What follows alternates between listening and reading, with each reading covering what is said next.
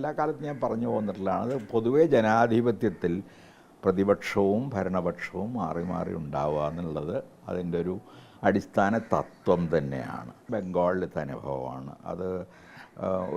അവിടെ ഉണ്ടായ കാര്യങ്ങൾ എനിക്ക് നേരിട്ട് തന്നെ അറിയാവുന്നതാണ്. അവിടുത്തെ ആളുകളിൽ നിന്ന് സംസാരിച്ചു, കമ്മ്യൂണിസ്റ്റുകാരോട് തന്നെ സംസാരിച്ചിട്ടുള്ള അറിവാണ്. അത് പ്രതിപക്ഷത്തിരിക്കാൻ ഭരണപക്ഷം മറന്നുപോകാനുള്ള സാധ്യതയുമുണ്ട്. ഇത് ഞാൻ വളരെ മുമ്പേ പറഞ്ഞിട്ടുള്ളതാണ്. കേരളത്തിൽ വന്ന ഉടനെ തന്നെ ഇന്ത്യൻ എക്സ്പ്രസ്സുമായിട്ടുള്ളൊരു അഭിമുഖത്തിൽ ഞാൻ പറഞ്ഞിട്ടുണ്ട്, കേരളത്തിന് നല്ലത് രണ്ട് മുന്നണികളും മാറി മാറി ഭരിക്കുന്നതാണ്.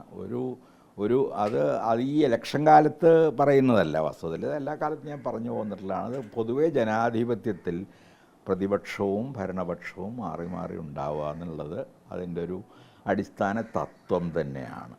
അപ്പോൾ തുടർ ഭരണത്തിൻ്റെ ഞാനതിനെക്കുറിച്ച് പറയാനുള്ള പ്രധാന കാരണം ബംഗാളിലത്തെ അനുഭവമാണ്. അത് അവിടെ ഉണ്ടായ കാര്യങ്ങൾ എനിക്ക് നേരിട്ട് തന്നെ അറിയാവുന്നതാണ്. അവിടുത്തെ ആളുകളിൽ നിന്ന് സംസാരിച്ചു, കമ്മ്യൂണിസ്റ്റുകാരോട് തന്നെ സംസാരിച്ചിട്ടുള്ള അറിവാണ്. അത് പലപ്പോഴും പാർട്ടി തന്നെ ആഗ്രഹിക്കാത്ത ആളുകൾ പാർട്ടിയിലേക്ക് കടന്നു വരുന്നു, സ്വാർത്ഥ ലക്ഷ്യങ്ങളോടുകൂടി കടന്നു വരാനുള്ള സാധ്യത വളരെ കൂടുന്നുണ്ട് തുടർച്ചയായിട്ടുള്ള ഭരണം ഉണ്ടാകുമ്പോൾ.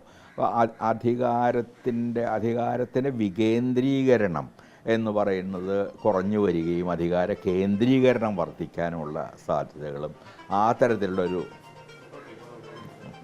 തരത്തിലുള്ളൊരു സന്ദർഭത്തിലുണ്ട്. അപ്പോൾ അതുകൊണ്ട് അതുമാത്രമല്ല, പ്രതിപക്ഷത്തിരിക്കാൻ ഭരണപക്ഷം മറന്നുപോകാനുള്ള സാധ്യതയുമുണ്ട്. അപ്പോൾ പ്രതിപക്ഷത്തിരിക്കുക എന്നുള്ളത് വാസ്തവത്തിലൊരു പാർട്ടി ശക്തിപ്പെടുന്നതിനും ഒരു പാർട്ടി ജനങ്ങൾക്കിടയിൽ കൂടുതൽ വേരാഴ്ത്തുന്നതിനും ജനങ്ങളുടെ അഭിപ്രായം കൂടുതൽ കേൾക്കുന്നതിനുമൊക്കെ സഹായകമായ ഒരു നിലപാടാണെന്നാണ് എനിക്ക് എല്ലാ കാലത്തും തോന്നിയിട്ടുള്ളത്. പ്രതിപക്ഷമാണ് ഒരുപക്ഷേ ജനഹിതം പലപ്പോഴും പ്രകടിപ്പിക്കുന്നത്, ജനങ്ങളുടെ എതിർപ്പുകൾ, ജനങ്ങളുടെ അസംതൃപ്തികൾ, ഇതിനെയൊക്കെ പ്രതിഫലിപ്പിക്കാൻ പ്രതിപക്ഷം ആവശ്യമാണ്. അതുകൊണ്ട് ഏത് ജനാധിപത്യത്തിലും ഒരു പ്രതിപക്ഷം ഉണ്ടാവുക, ശക്തമായൊരു പ്രതിപക്ഷം ഉണ്ടാവുക എന്നത് വളരെ പ്രധാനമാണ്. അപ്പോൾ അതുകൊണ്ട് ജയം തോൽവി എന്നതാകരുത് പാർട്ടികളുടേതായ ആത്യന്തിക ലക്ഷ്യം. നേരെ മറിച്ച് നമ്മൾ ജനങ്ങളുടെ കൂടെയാണോ, ജനങ്ങളുടെ അഭിപ്രായമാണോ നമ്മൾ പ്രതിഫലിപ്പിക്കുന്നത്.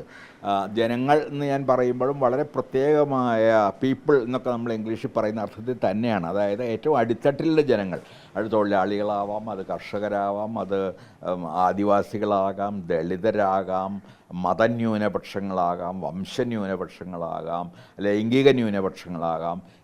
ഈ തരത്തിലുള്ള ആളുകളെ ഞാൻ പലപ്പോഴും അത് ഉദ്ധരിക്കാറുണ്ട്. റാൻസി എന്ന് പറഞ്ഞൊരു മാർക്സിസ്റ്റ് ചിന്തകൻ്റെ ആലോചനകൾ. ജനാധിപത്യം എന്ന് പറയുന്നത് അദൃശ്യരെ ദൃശ്യരാക്കുകയും കേൾക്കാത്തവരെ കേൾപ്പിക്കുകയും ചെയ്യുന്ന ഒരു സംവിധാനമാണ് എന്ന്.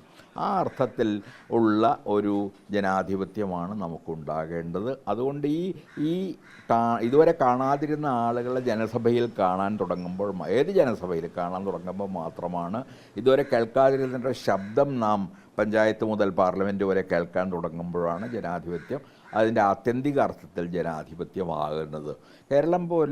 ഇന്ത്യ പോലുള്ള ഒരു ബഹുസ്വര രാജ്യത്ത് അനേകം മതങ്ങൾ, അനേകം വിശ്വാസങ്ങൾ, അനേകം ജീവിത രീതികൾ, അനേകം ഭാഷകൾ, അത്തരത്തിലുള്ള ഒരു രാജ്യത്ത് അവരെ എല്ലാവരെയും ഒന്നിപ്പിച്ചുള്ളൊരു സായുധ വിപ്ലവം സാധ്യമാണെന്ന് ഞാൻ വിശ്വസിച്ചിരുന്നൊരു കാലമുണ്ടായിരുന്നു.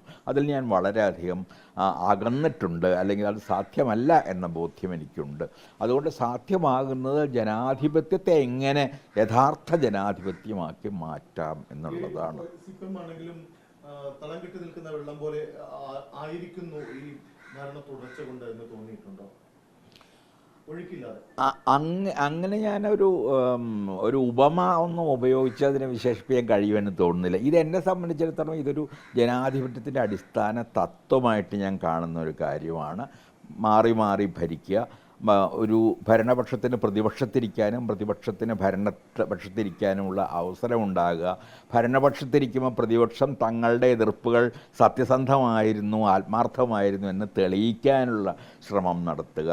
അതുപോലെ തന്നെ പ്രതിപക്ഷത്തിരിക്കുമ്പോൾ ഭരണപക്ഷം അപ്പോഴത്തെ ഭരണപക്ഷത്തിൻ്റെ കുറവുകളും അതിൻ്റെ ദൗർബല്യങ്ങളുമൊക്കെ എടുത്ത് കാണിക്കുക. ഈ രീതിയിലുള്ളൊരു നിരന്തരമായ പ്രതിപ്രവർത്തനം ഏത് തരത്തിലുള്ള ജനാധിപത്യത്തിനും ആവശ്യമാണ്. ഞാൻ ഏതെങ്കിലും ഒരു ഒരു ഒരു ഒരു പാർട്ടിയെക്കുറിച്ച് മാത്രമല്ല പറയുന്നത്, ഭരണപക്ഷം പ്രതിപക്ഷം എന്നുള്ള കാര്യത്തെക്കുറിച്ചാണ്. ഇന്ന് കോൺഗ്രസ്സാണ് ഭരിച്ചിരുന്നതെങ്കിൽ 2 തവണ അവർ ഭരിച്ചിരുന്നെങ്കിൽ ഇതേ കാര്യം തന്നെ ഞാൻ പറയുമായിരുന്നു. ഈ മൂന്നാമത്തെ തവണ അവർ വരരുതെന്ന് ഞാൻ പറയുമായിരുന്നു. ബിജെപിയുടെ ഒരു വരവിനെ പറ്റി കൂടി ശാസ്താംകോട് പലപ്പോഴും പറഞ്ഞിട്ടുണ്ട്. ബി- സ്വാഭാവികമായിട്ടും എന്ത് ചെയ്യണം ഈ ഇടതുപക്ഷ ബി.ജെ.പി. അതെ, അത് ഞാൻ പറഞ്ഞ പോലെ സീതാറാം യെച്ചൂരി ഇന്ത്യ സഖ്യം എന്ന ആശയം മുന്നോട്ട് വച്ചപ്പോൾ അതിനെ വളരെ ആത്മാർത്ഥമായി പിന്തുണച്ച ഒരാളായിരുന്നു ഞാൻ. അന്ന് ഫേസ്ബുക്കിലും എൻ്റെ മറ്റു മാധ്യമങ്ങളിലൂടെയൊക്കെ അതിൽ പ്രവർത്തിച്ചു. അത് വളരെ പ്രധാനമാണ്. കാരണം ഫാസിസത്തെ പറ്റിയുള്ള എല്ലാ പഠനങ്ങളും കാണിക്കുന്നത് എല്ലാ പ്രതിപക്ഷങ്ങളും ഒന്നിച്ചു നിൽക്കുക, അവരുടെ കാരണങ്ങളൊക്കെ വേറെ ആയിരിക്കാം ഒന്നിച്ചു നിൽക്കുന്നതിന് അല്ലെങ്കിൽ ഭരണപക്ഷത്തെ എതിർക്കുന്നതിന്, പക്ഷെ അവരൊന്നിച്ചു നിൽക്കുക എന്നുള്ളത് വളരെ പ്രധാനമാണ്.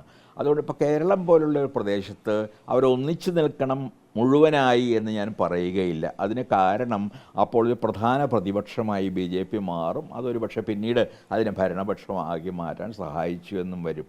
എന്നാൽ ഈ കഴിഞ്ഞ പഞ്ചായത്ത് മുനിസിപ്പാലിറ്റി തിരഞ്ഞെടുപ്പുകളിൽ പോലും ബി.ജെ.പിക്ക് സാധ്യതയുള്ള, നമുക്കെല്ലാവർക്കും അറിയാം ആ സാധ്യതയുള്ള മണ്ഡലങ്ങൾ ഏതാണെന്ന്. ആ മണ്ഡലങ്ങളിലെങ്കിലും ഈ 2 പാർട്ടികളും തമ്മിലൊരു ധാരണയുണ്ടായിരുന്നെങ്കിൽ, ഓക്കെ നിങ്ങൾ നിർത്തുന്ന 2 മുന്നണികളും തമ്മിലാണ് ഞാൻ പറയുന്നത്, നിങ്ങൾ നിർത്തുന്നിടത്ത് ഞങ്ങൾ നിർത്തുന്നില്ല, ഞങ്ങൾ നിർത്തുന്നിടത്ത് നിങ്ങൾ നിർത്തേണ്ട എന്ന ആ കുറച്ച് സ്ഥലങ്ങളിൽ നമുക്കറിയാം, തിരുവനന്തപുരം, പാലക്കാട്, കാസർഗോഡ്, ആരോട് ചോദിച്ചാൽ അത് പറയും. ആ തരം സ്ഥലങ്ങളിലും അത്തരം ഒരു ധാരണ ഉണ്ടായിരുന്നെങ്കിൽ ഈ തരത്തിലുള്ളൊരു ഫലം ഈ ലോക്കൽ അല്ലെങ്കിൽ പ്രാദേശിക തെരഞ്ഞെടുപ്പുകൾക്ക് ഉണ്ടാകുമായിരുന്നില്ല എന്നെനിക്ക് തോന്നുന്നു. ആ തരത്തിലുള്ളൊരു ധാരണയെക്കുറിച്ച് മാത്രമാണ് ഞാൻ കേരളത്തെ സംബന്ധിച്ചിടത്തോളം പറയുന്നത്.